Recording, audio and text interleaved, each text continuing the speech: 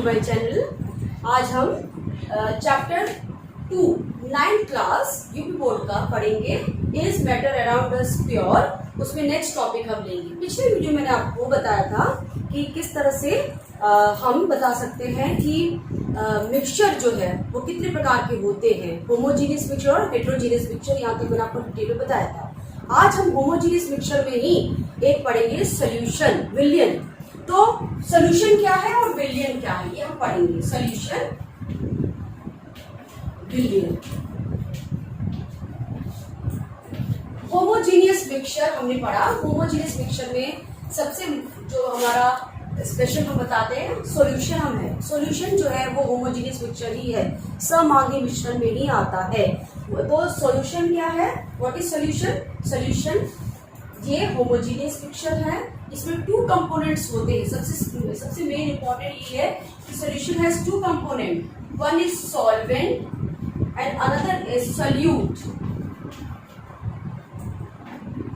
एक सॉल्वेंट, एक हमारा कहलाएगा विलायक और दूसरा हमारा है विलय।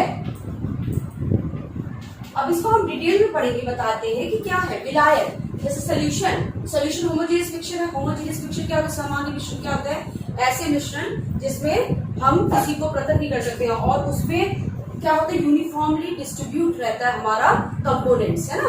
उसमें हम अलग नहीं कर सकते। जैसा हमने आपको उस दिन बताया था कि जल और नमक का घोल, नमक को हमने घोल दिया जल में, लेकिन हमको नमक के पार्टिकल्स नहीं दिखते हैं। तो हम जो हमारा पार्टिकल्स है जिससे हमने मिक्सचर बनाया है, उस कंपोनेंट को हम अपने नेकेड आई से, खुली आंखों से हम उसको नहीं देख सकते हैं और ना ही हम माइक्रोस्कोप से देख सकते हैं। क्यों? क्योंकि इनके जो पार्टिकल्स है ये यूनिफॉर्मली डिस्ट्रीब्यूट हो जाते हैं। तो वही होमोजीनियस मिक्सचर कहलाता है। तो होमोजीनियस मिक्सचर में ही हमारा सबसे इंपॉर्टेंट एग्जांपल है सॉल्यूशन। और सॉल्यूशन में हमारे पास क्या है? सॉल्यूशन जो है वो 2 कंपोनेंट से बने होते हैं, या they are known as the components of solution. ये घटक हैं किसके? विलियन के घटक हैं। कौन कौन से? Solvent and solute. सॉल्वेंट जो है उसको विलायक कहते हैं। इसकी जो कंसंट्रेशन होती है, इसका जो सांद्रता होती है वो सबसे अधिक होती है।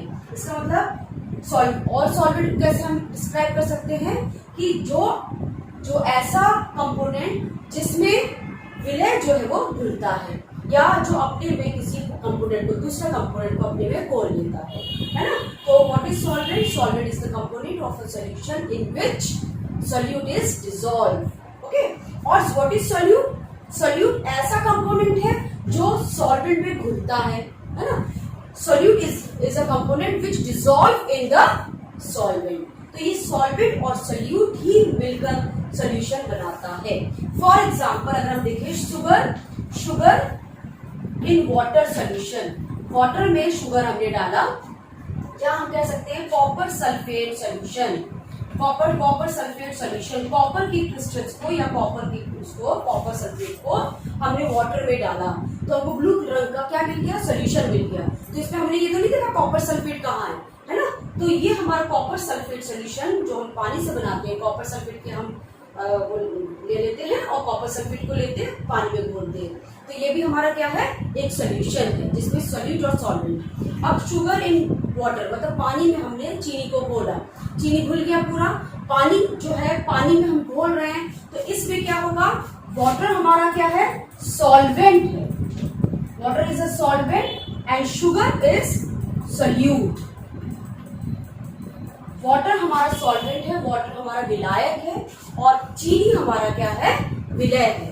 उसी तरह से कॉपर सल्फेट सोल्यूशन में कॉपर सल्फेट जो है हमारा, इसमें ये हमारा विलय है जिसमें हम घोल रहे हैं, और हमारा जो पानी है वाटर जो है वो क्या है? विलायक है। तो इसी में हमने सोल्यूशन क्या है? Solution is a homogeneous mixture in which solvent and solute components are there. Okay.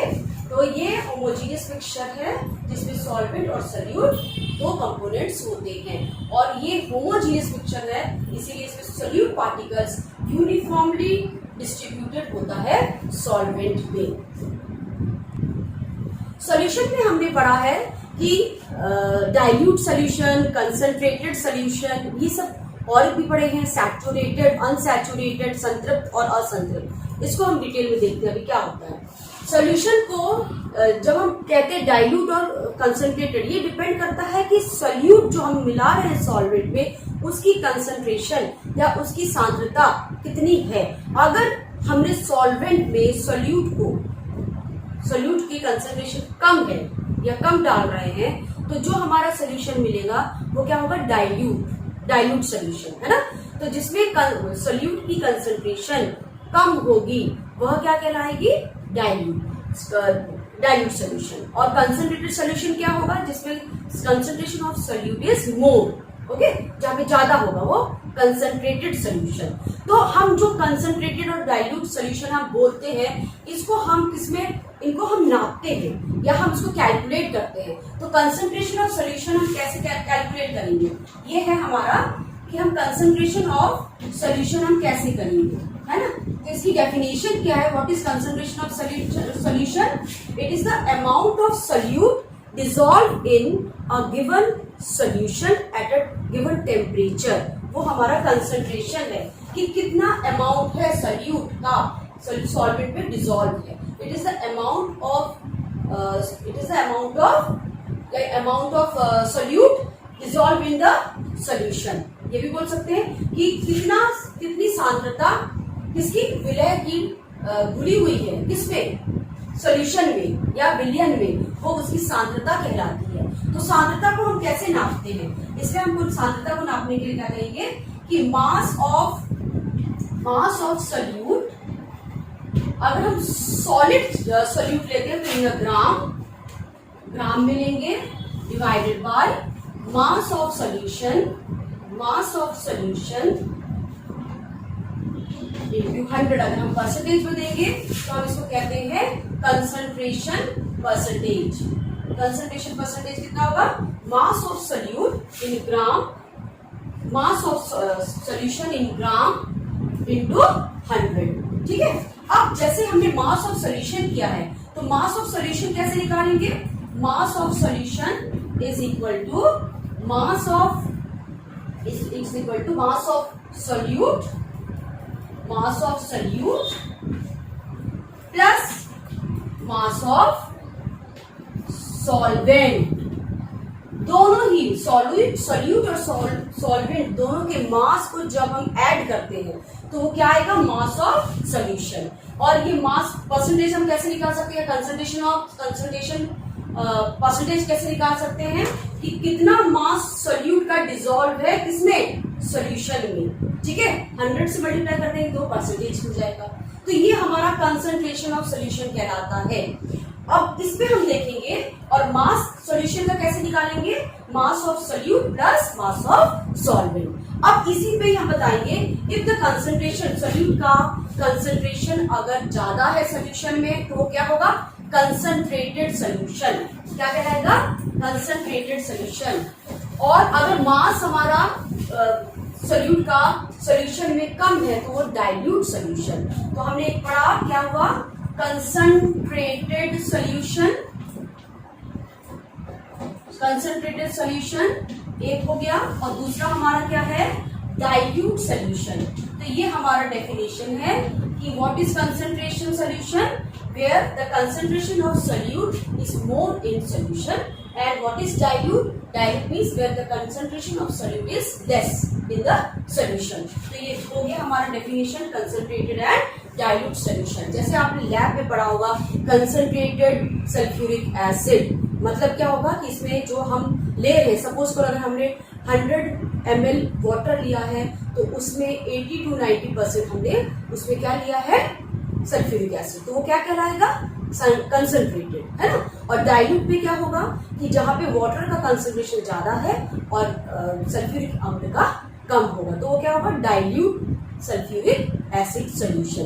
तो ये हो गया कंसंट्रेटेड और डाइल्यूट सोल्यूशन। अब एक और हम दो चीज पढ़ते हैं, सैचुरेटेड सोल्यूशन और एक और हम पढ़ते हैं अनसैचुरेटेड सोल्यूशन। अनसैचुरेटेड सोल्यूशन,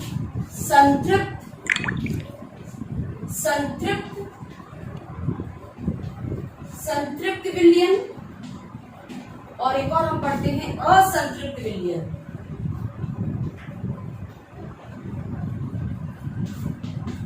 असंतृप्त विलयन। सैचुरेटेड सॉल्यूशन का हम डेफिनेशन अगर हम देते हैं तो इसमें ये है कि इसमें टेम्परेचर बहुत ही इंपॉर्टेंट है। At a given temperature where no more solute is dissolved in the solution is known as saturated solution। मतलब इसमें क्या होगा कि जब सॉल्यूशन में हम सॉल्यूट और नहीं डाल सकते, मतलब जितनी उसकी क्वांटिटी थी सॉल्यूट की डालने की क्षमता, मतलब उस सॉल्यूशन में, तो at a given temperature, temperature maintain है, टेम्परेचर है हमारे पास, उसमें हम कहते हैं सैचुरेटेड सॉल्यूशन। और अनसैचुरेटेड सॉल्यूशन मतलब where more solute can be added in the solution, जहां पर और ज्यादा सॉल्यूट डाल सकते हैं, वो क्या होगा, अनसैचुरेटेड सॉल्यूशन। संतृप्त विलयन क्या होगा, जहां पर हम विलय की सांद्रता या विलय को हम और अधिक डाल सकते हैं सॉल्यूशन में या विलयन में, उसे हम कहते हैं संतृप्त। असंतृप्त विलयन जिसमें हम और इसमें और नहीं डालेंगे, इसमें डाल सकते हैं। असंतृप्त और संतृप्त विलयन यही होता है कि जिसमें सॉल्यूट जो है, सपोज सॉल्यूट जो है अब हम डाल नहीं सकते उसमें, गिवन टेम्परेचर में सपोज करो 1 गिलास पानी है, उसमें सिर्फ 2 चम्मच चीनी ही घुल सकती है, ठीक है, उस एक टेम्परेचर में 25 डिग्री सेल्सियस में या नॉर्मल टेम्परेचर में, तो 1 गिलास पानी जो है उसमें 2 ही चम्मच डल सकता है। अगर हमने इसमें और अधिक 1 चम्मच डालने की कोशिश की तो वो घुलेगा नहीं घुलेगा, तो वो इसका मतलब क्या है कि वो जो हमने सोल्यूशन बनाया है चीनी और पानी का, वो क्या है, संतृप्त विलयन है, ठीक है। और अगर हमने 1 चम्मच डाला सॉल्यूशन में 1 गिलास पानी में, और हम 1 चम्मच डालना चाहते हैं तो घुल सकता है, घुल जाता है, तो इसका मतलब 1 गिलास पानी में कितना सॉल्यूट डल सकता है, केवल 2 चम्मच, और 2 चम्मच ही सॉल्यूशन में डल सकता है, वो हमारा एक संतृप्त विलयन कहलाएगा। अगर उसमें 1 चम्मच डला हुआ है और 1 चम्मच डल सकता है तो वो असंतृप्त विलयन। तो ये है, फॉर एग्जाम्पल अगर हम देखें कि 30 डिग्री सेल्सियस में 55 ग्राम सपोज करो हमने ले लिया NaCl या कॉमन सॉल्ट, 100 ग्राम वाटर में डलना है, तो इसका मतलब क्या हुआ, इसकी संतृप्ति क्या है कि 30 डिग्री में केवल हम 55 ग्राम सोडियम क्लोराइड 100 ग्राम पानी में डाल सकते हैं। इसके बाद क्या होगा, इसके बाद अगर हम डालना चाहेंगे तो वो कहलाएगा सुपर सैचुरेटेड सॉल्यूशन, है ना, सुपर हो गया, ये हो गया, ये क्या है, ये संतृप्त विलयन है। इसमें ये इतना ही, इससे कम होगा, अगर 55 ग्राम NaCl कम डाला हमने तो वो क्या कहलाएगा, असंतृप्त विलयन।